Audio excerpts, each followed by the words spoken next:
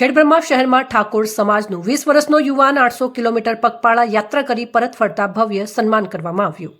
ખેડબ્રહ્મા શહેરમાં મોટા ઠાકરડા વાસમાં રહેતા અનેક ખેડબ્રહ્મા રામદેવ પીર મંડળનો સભ્ય એવા ઠાકોર કેતનકુમાર બાબુભાઈએ 800 કિલોમીટર પગપાળા ચાલીને દ્વારકા દર્શન કરીને પરત ફરતા ખેડબ્રહ્મા ઠાકોર સમાજ દ્વારા આ યુવાનને 2 વખત પગપાળા રણુજા દર્શન કર્યા છે અને 1 વખત દ્વારકાનો નાથના દર્શન કરી માદરે વતન ખેડબ્રહ્મા આવતા ખેડબ્રહ્મા ઠાકોર સમાજ અને સગા સંબંધીઓ દ્વારા આ યુવાનને ભવ્ય સન્માન કરવામાં આવ્યું હતું। ખેડબ્રહ્મા અંબિકા માતાજી મંદિરથી ડીજેના તાલે આ યુવાનોને પોતાના ઘર સુધી શોભાયાત્રા કાઢવામાં આવી હતી।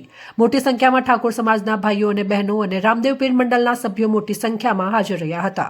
આ યુવાનને આટલી નાની ઉંમરે 800 કિલોમીટર ચાલીને દ્વારકા દર્શન કરીને આવ્યો હતો અને દ્વારકાના નાથ આ યુવાન ઉપર સદાય હાથ રાખે તેવું સમાજના આગેવાનોએ જણાવ્યું હતું।